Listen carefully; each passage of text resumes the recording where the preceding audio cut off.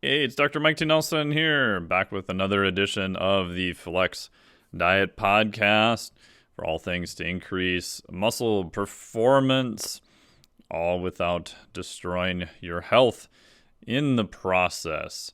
Today, it's going to be just me. I'm doing a little diatribe all about nasal breathing. Is it useful? Is it not useful? Is it a bunch of bunk? Should you do it? Should you consider not doing it? What does some of the research say? It appears everyone has an opinion on this. Some people are for it, like 100%. Other people think it's the dumbest idea they've ever heard of. So we're going to dive into that a little bit. I'm going to keep it on the relatively shorter side, but not uber short. And today the podcast is brought to you by the Flex Diet certification. If you want to learn 8 different interventions for recovery from exercise, primarily focused on nutrition, and then sleep, and NEAT, and fasting, how much protein do you need, carbohydrates, fat, and exercise, go to flexdiet.com, FLEXDIET.com, and you'll be able to get onto the wait list there for the next time that it opens. And some of the topics today will also be covered in the physiologic flexibility certification that will open up again if you're on the wait list for the Flex Diet. That puts you on the newsletter, and so you will get information about that also. So, hopping right into the topic today of nasal versus mouth breathing for intense exercise. So how I got into this was about, 4 or so years ago now. I was looking around for different ways with some of the CrossFit athletes I was working with that I could make exercise feel hard, but they would not completely destroy themselves. So when I was doing more in-person training here, I got pretty good at setting up circuits for new people who wanted to just be destroyed, having them do something that was very hard, but mechanically was not that damaging. So we would purposely kind of reduce eccentric exercise, right? That lowering phase of exercise. We would do a lot of car pushes, reverse sled drags. I had a 400-pound tire they would hit with a sledgehammer, maybe some other movements that are primarily concentric only. And we would set them up in a little bit of a strongman medley, and they would go through and do that. It was very hard and difficult, right? You can play with rest periods, distances, weights, etc. And they would feel that it was very hard, but they weren't as mechanically destroyed the next day. I had, previous to this, a neighbor at the time. I had the 400-pound tire out and was doing some tire flips for it. At the time, I was preparing for a novice strongman competition here locally. And he kept bugging me all the time that he wanted to flip the tire. And he said he's done a lot of exercise, but I was super nervous because I didn't want him to get injured. And then I'm like, if he's not used to that kind of load, even though there's not a ton of eccentric movement in the tire, but once you get it up to around 45 degrees, if you're not real fluid in your form, right, you have to kind of get under it and it can kind of try to come back. Obviously, your biceps are at a huge risk there, depending on where you put your hands, because everybody wants to curl and deadlift everything. And eventually I said, okay, you can try it out, because he was kind of hell-bent on doing it anyway. So we helped him with it, walked him through the steps, and he never quite got it. I helped him with it after about 10 minutes of him trying, and he did get it over once, which was good. And then he disappeared. I didn't see him at all after that. And finally, about the third day, I'm starting to get worried. I'm like, oh, God, what happened to him? Did he get injured? So I went over to his house, and he said that he was so sore from head to toes that he didn't really make it off the couch for like 3 days. So I'm also guessing he probably lied to me about how much exercise and preparedness he had done in the past, too. So fast forward or backwards in time to some CrossFit athletes I was working with online. The thing that they always went to because of the culture, especially then, although it's better now, was feeling like the best workout or training session or WOD or Metcon or whatever words you want to use for it was one that left them just absolutely brutalized, and they had to just kind of crawl out of the gym. And as you know from reading my stuff and listening to this podcast, I'm a huge fan of eustress more than distress. Stress you can recover from in a relatively reasonable amount of time. Right, so they were very used to high amounts of distress. And you can get better at doing that. Your body will always adapt. But your risks of injury go up. And what I find is people tend to plateau at some point. And just applying more effort at that point is not going to get them through that plateau. It's like rarely did try harder ever solve anything in your life. Yes, you need to apply effort, but if trying harder solved everything, everything would look quite different. So I had them do nasal breathing for a 5K on the Concept 2 rower. My thought was at the time, I just knew from playing around with it myself that if we restrict airflow, it's going to feel a lot harder.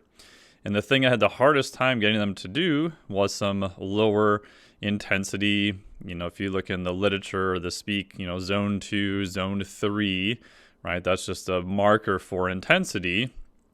They just wouldn't do it. So I would require them to put on a heart rate strap and sync their phone, trying to get heart rate data.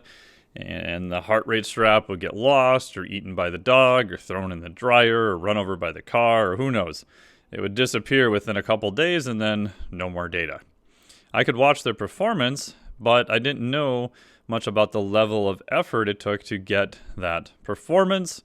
And when rare chances I would get videos from them, it would look more like a spaz monkey on the rower, and they were still doing very high intensity work, and then they would start to plateau again.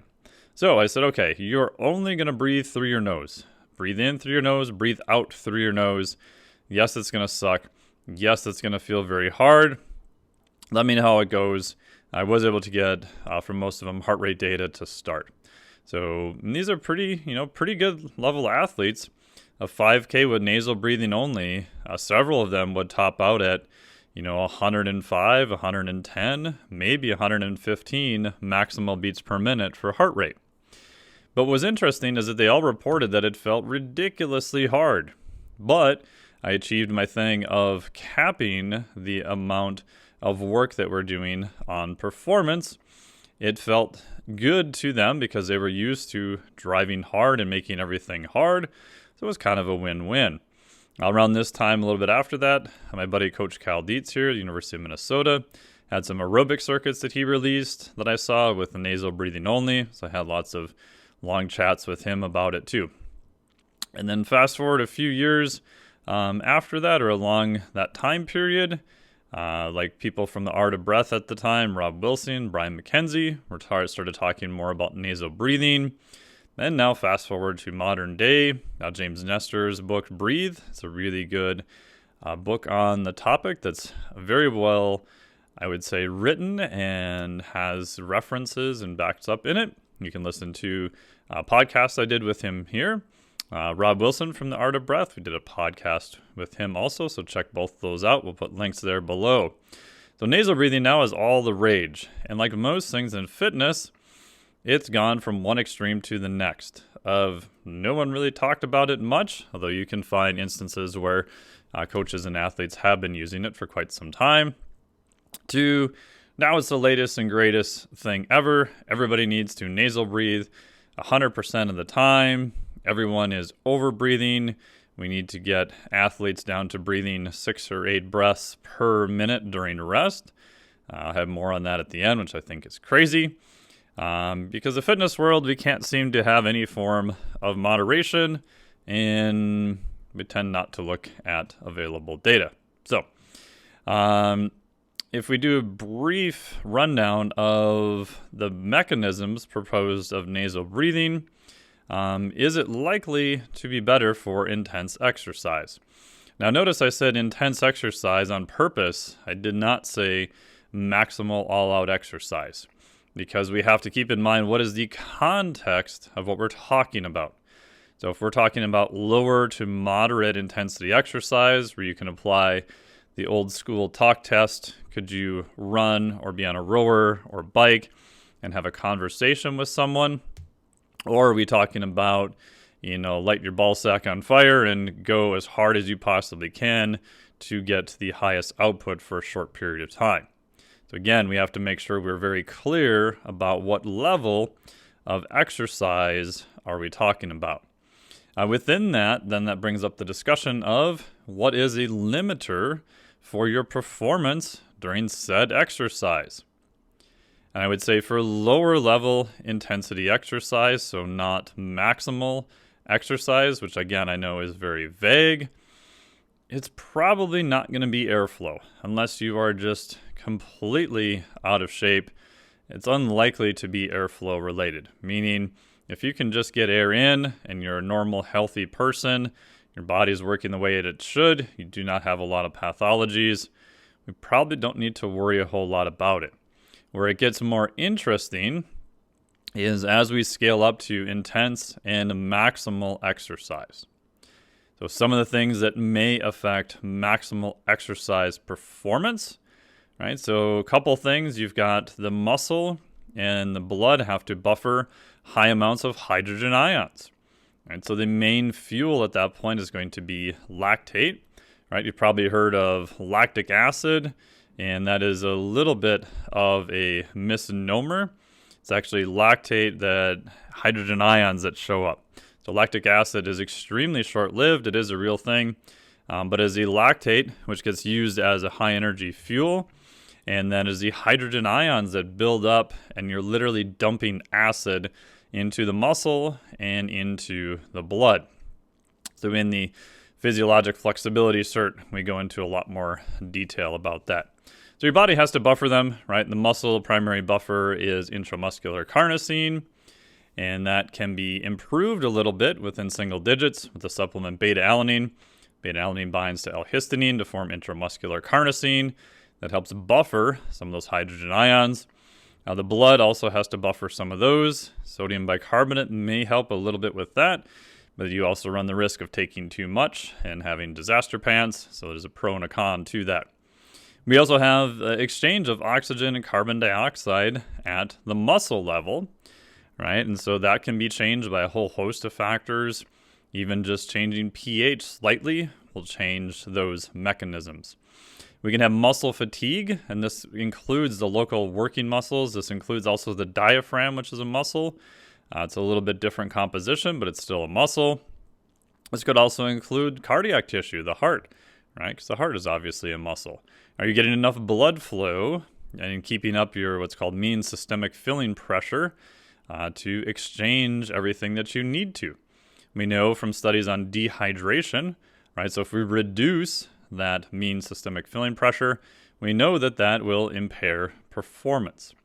And then you've got all the neurologic factors that are all tied in and intertwined with all of it, right? From Dr. Tim Noakes' central governor hypothesis, and we could spend another couple hours in entire classes and thesis and research all on just different elements of fatigue.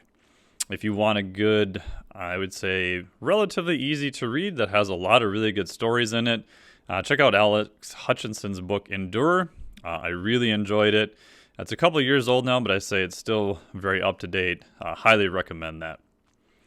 So if we look at what's going on now related to individuals and how they would work for breathing.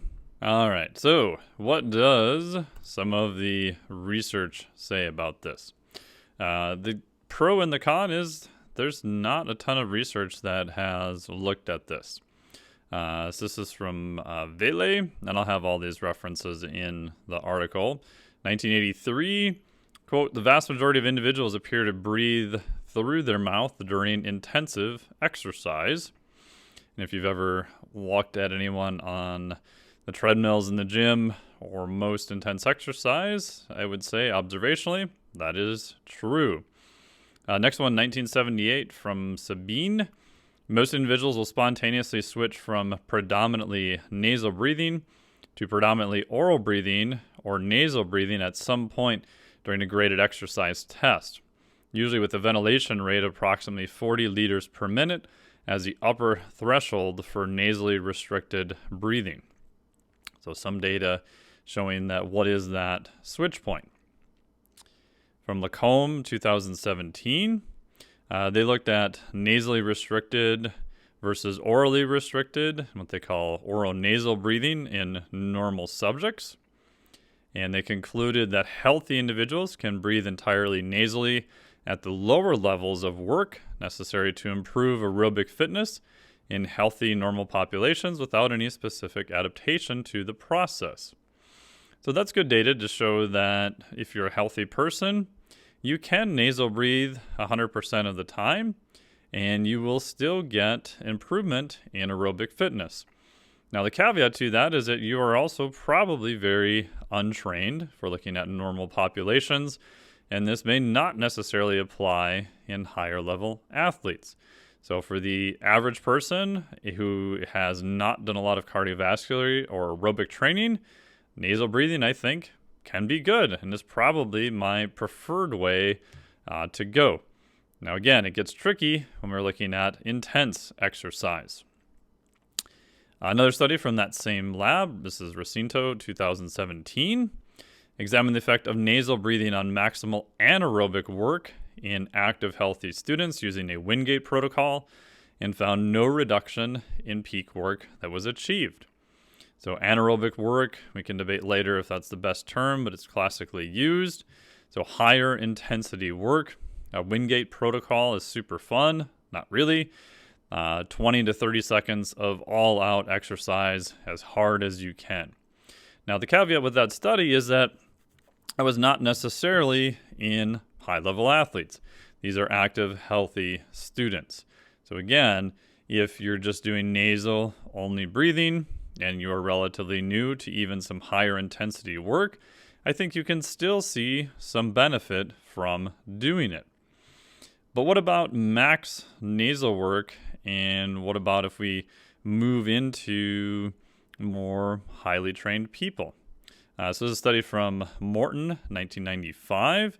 In this particular study, they looked at healthy normal subjects. They had them complete maximal aerobic work while breathing in a nasally restricted manner, demonstrated a significant reduction in both Vo2 Max and the peak work accomplished in the nasal breathing condition in compared to oral or oral nasal conditions. So again, with this, they're looking at healthy normal subjects. They had them do maximal aerobic work, which is classically measured in the lab by a Vo2 Max, so volume of oxygen that's maximal that you can exchange. And they did this while looking at them in a nasally restricted manner. And they demonstrated a significant reduction in both Vo2 Max and peak work. So some interesting data there. Again, normal, healthy subjects.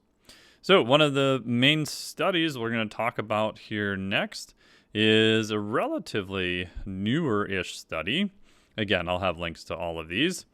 Formal title is Effect of Nasal versus Oral Breathing on Vo2 Max and Physiologic Economy in Recreational Runners Following an Extended Period Spent Using Nasally Restricted Breathing. Because one of the arguments, if you are pro-nasal breathing, you could say that a lot of the previous work has been in more healthy subjects, albeit recreation or maybe even untrained population, and that most people need an adaptation period to get accustomed to nasal breathing. Back to my original story showing that the body can get better at adaptation to nasal breathing.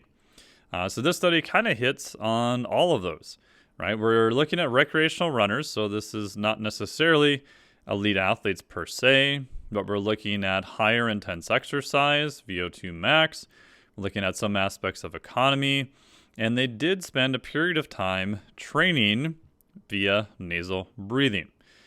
So this was published in International Journal of Kinesiology and Sports Science, April 2018. So again, I would highly recommend you read it. I know some of you will, some of you won't, but that's okay. So if we go briefly and look at the breakdown of some of the high points of the study, I won't try to bore you with all the details, but at least give you a quick brush over of some of them. So the subjects were mixed gender, so they had 5 males and 5 females. These were recreational runners, and the inclusion criteria required them to have used a nasal restricted breathing pattern during all training and racing for a minimum of 6 months. So these are people who have 6 months of self-report training using a nasally restricted breathing pattern. So when they say nasally restricted breathing pattern, what we're saying is they are trying to breathe only through their nose, so in and out through the nose. The Vo2 Max of these people is an easy way to look to see how trained they are. So Vo2 Max classically will be reported normalized. Sometimes it isn't, but in this case, we're looking at milliliters per kg per minute. Males averaged out around 48, and females averaged around 37. So, are those elite level Vo2 Max numbers? Nope, but they are higher than what you would see in most of the population. So this does tell us that this population is trained. I wouldn't say they're elite level athletes by any stretch of the imagination, but they have been training. What was interesting too is that they said, okay, how long have you been nasal breathing in years? And in this population, again, super small N, 5 males said they've been doing it on average for almost 6 years, and the females for almost a little bit over 3 years, actually. So they've been doing this for quite a while, even though the inclusion criteria said that for a minimum of 6 months. And the study design consisted of what's called repeated measures, comparison of the 10 participants across 2 conditions. They have the nasal breathing versus the kind of a mouth or not really restricted breathing at all. They did do what's called a Familiarization Trial, so they got used to how they were going to be tested, which is great. So you always want to make sure that they are used to the testing procedure. Testing they did was the time from the beginning of the protocol after warm-up until volitional termination, and this was a graded time to exhaustion exercise test. Again, very classically done in labs. They also did 10 minutes after this max protocol. They completed a 6-minute steady state protocol. So they did a max test. They have 10 minutes to rest. And then they completed a 6-minute steady state protocol at 85% of their maximal velocity during the familiarization trial. So they're getting 2 data points of more intense exercise. What was interesting is that they used the oral condition was created by having the subjects wear a swimming nose clip. So they could not breathe out of their nose for that one condition. The nasal condition was created by using the same mask, right? Because they're hooked up to a metabolic cart. And they taped the mouth shut, and they actually used a nasal splint in place to offset the slight pressure effect created by the mask. As if you put a mask on someone, it can be kind of restrictive, and it could be closing the nasal passages. So they did look at that and put in a nasal splint to make sure that the nose stays open the entire time. So I thought that was a very nice attention to detail. And because they're using a metabolic cart, they got all sorts of information, Vo2 Max, ventilation, ventilatory equivalents, yada, yada, yada, a bunch of technical stuff. So after the testing, so they compared the max graded exercise test, and there was no significant mean difference in graded exercise test. So performance appeared to be pretty similar. We'll come back to that. And Vo2 Max was similar, and lactic acid, is what they called it, peak, was around the same, or lactate. No significant difference in RER, or heart rate peak, between trials. So RER is the respiratory exchange ratio. That tells us about how much fat versus carbohydrate your body is using. So we did not see any change in fuel usage. And heart rate peak, the max heart rate, so to speak, was about the same between both trials.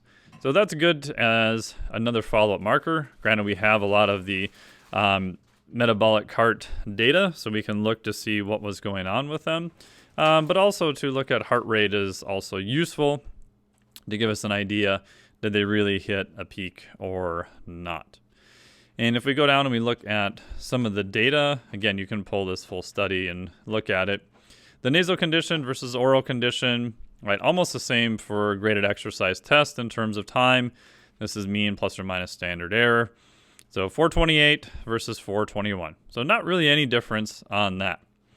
If we look at Vo2 Max in liters per minute, so this is not per body weight, but liters per minute.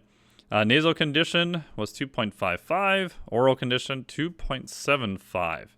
Now, if you look at the stats on that, significant as a 0.05, and this was actually 0.09. So I thought that was pretty interesting. Effect size there was considered moderate. So there does appear to be a little bit of a difference in Vo2 Max, with it being better under the oral condition, so non-nasal breathing condition. So they compared a bunch of other factors there. And again, if we look at the effect of breathing route on the 85% trial, so what I just listed was for the max trial.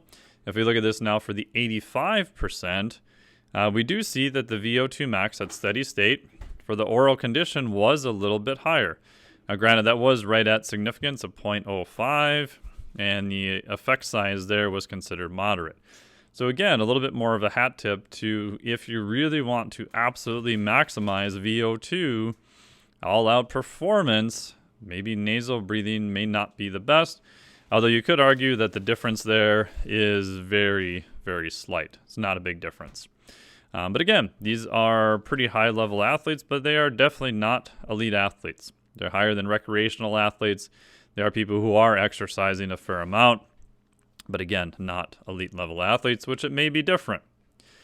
And so anything else I wanted to cover here? So what they concluded here is that in the study, a mean reduction in oxygen consumption during nasal breathing while running at 85% of velocity at Vo2 max was approximately 4%. So you could look at this another way and say that, well, maybe they're just a little bit more efficient. And this gets into mechanics, what was the speed that they were running, and a bunch of other factors, right? Because by looking at Vo2 max only, races are not necessarily won and lost by Vo2 max only, right? We want to look at what is the absolute performance of the event, right? Because the fastest person is the person that wins. So if we go back up again to that we covered during the graded exercise test, the time to exhaustion, the nasal condition was 428. The oral condition was 421. There was not a significant difference in there. So you could argue, as these authors did, that the lower consumption is an efficiency thing because we did not see a difference in the performance outcome. Therefore, the nasal breathing athletes, their argument was that they are a little bit more efficient, which they equated to, from the 85% velocity protocol, about 4% more efficient. Now, that could be, I think, debated also. But again, numbers, not a huge difference between that. One of the last parts I thought was super interesting too was your argument could be that their N, the number of people in the study having 10 subjects, is very low. Right? So my ability to see small differences probably not going to happen. All right? So stats 101, if I have a low number of people in the study, it's going to affect my power, which means I'm going to have a big effect size to find a difference, which is why some trials where they have a massive high number of N, number of subjects, you can find small differences that statistically may be true, but clinically and practically don't mean anything. This could be argued the reverse. We have a small number of subjects, therefore we would need to find something that has a big effect size in order to see that difference. And they said that consequently, our low subject number was achieved after 2.5 years spent recruiting and testing subjects. Right? So if you live in academia, at some point, you have to do the best with whatever data you have, and you probably can't keep running the study ad nauseum for the next 4 years to try to get a few more subjects. Now, I think if they had started this study now, maybe it would be easier to find people as nasal breathing is becoming more popular. And just checking to see if I missed any other facts I wanted to talk about here. I think that's pretty good. So, in English, the study looked at the difference between nasal breathing and mouth breathing, and these were in people who had been training for a long time with nasal breathing. In those subjects with a moderate Vo2 Max, there was not a huge difference. Now, again, the caveat with that is these are not elite level athletes, and they have been training using nasal breathing for quite a while, right? The males in the subject, a study here, almost 6 years of nasal breathing. Females, over 3 years, right? So they've been doing this for quite a while, which means that maybe it's possible for you to do nasal breathing and get to a high percentage of your max. Now, could you reach an all-out max by nasal breathing only? My gut feeling is probably not, right? Because at some point, you're going to be limited by airflow and even pressures. The amount of air I can bring through small holes in my face, i.e. my nose, versus the large hole, my mouth, is going to be different. All right, so at some point during maximal exercise, breathing in and out of your mouth, I believe, is going to elicit a higher level of performance. Now, does that mean nasal breathing is all bunk and you should never use it? Nope. I found that I can do, while this is anecdotal for myself and clients, do more aerobic work and appear to recover faster, i.e. I can do it again within a sooner time period by nasal breathing. However, this is for sub-max work. So what I really like is a gear system from Brian McKenzie. Highly recommend you check out his stuff, where you start out lower intensity, nasal in, nasal out. How long can you do that? And then maybe you're increasing the frequency. So you're breathing in and out of your nose still, but you're going faster. And then as the intensity of exercise starts kicking up, now you're breathing in through your nose and out through your mouth. Maybe you're getting fancy and really trying to focus on the exhale or focus on the inhale. And then in all out absolute exercise, you're going to be breathing in and out of your mouth, right? Just like the gearbox on your car. So that is my preferred method. I think that is going to be most representative of the literature. Allows you to do more nasal breathing for lower intensity stuff.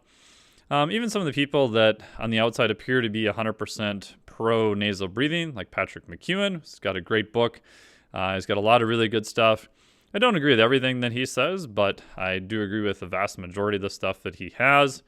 And he's even been quoted that when it's all out race time and it's high intensity exercise performance, you're going to breathe however you can breathe, which I would agree with that. So as we wrap this up here, should you be nasal breathing? I think yes, you should probably train yourself to do that, especially walking around, lower level exercise intensity, sleep. All those times I think are very good to nasal breathe. There is no reason to get an increased amount of airflow through the mouth. And you can go down all sorts of rabbit holes looking at breathing, its effects on facial structures, and check out my interview with Dr. Zach Couples on that. We'll link to that one here. We talk about that in that podcast. So I think nasal breathing is good. I like the gear system by Brian McKenzie.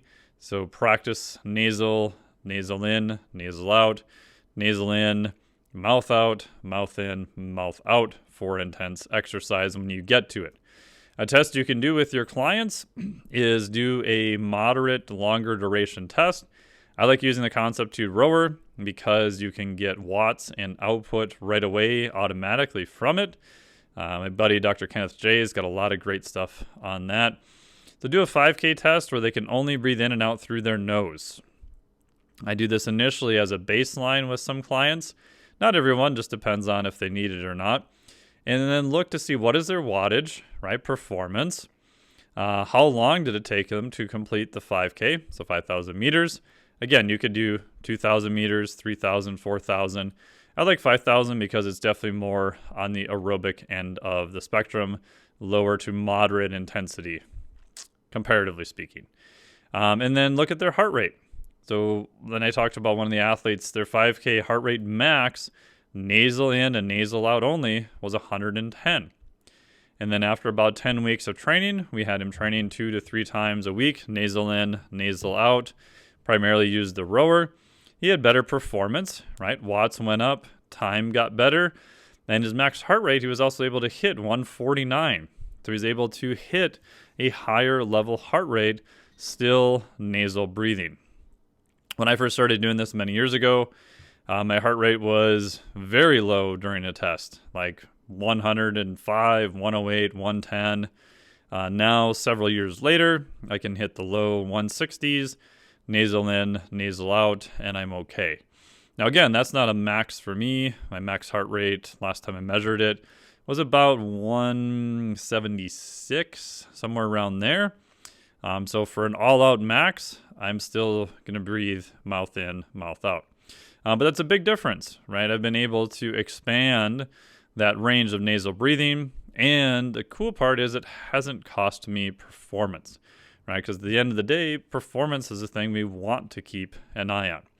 And my RPE has gotten a lot easier, right? When I first did this years ago, 110 nasal breathing in and out, I felt like I was dying, and it felt just horrible. I felt like I couldn't get enough air, completely, utterly miserable. Now I don't get that same sensation till around the low 160s.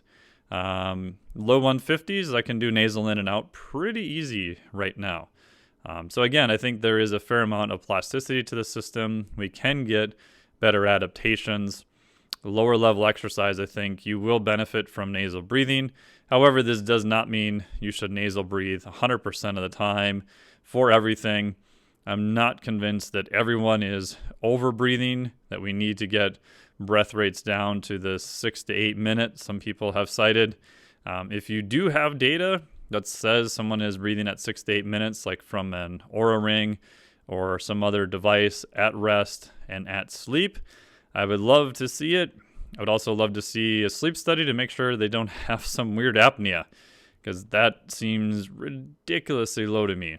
I've seen some pretty high-level athletes, and rarely do I see anything below, this is on Oura data, I think the lowest I've seen so far consistently is like 12 breaths a minute.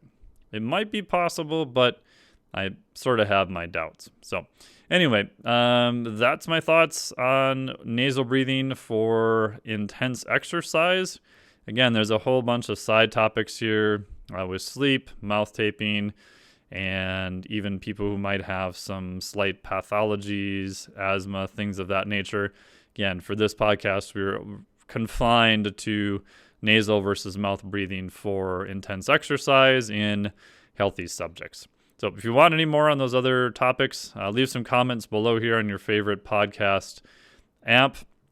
Thank you so much for listening. Really appreciate it. If you really enjoyed this, you can get more info via the Physiologic Flexibility Cert, which right now you can get on the newsletter via the Flex Diet website, which is flexdiet.com, flexdiet.com. You'll be a way there to get onto the wait list, and that'll put you on the daily newsletter, where we've got lots of great info for you, which is totally free. And the next time the Flex Diet course and the Physiologic Flexibility course are open, you will be the first people to be notified. So thank you again for listening. Really appreciate this. And leave some comments below. Talk to you soon.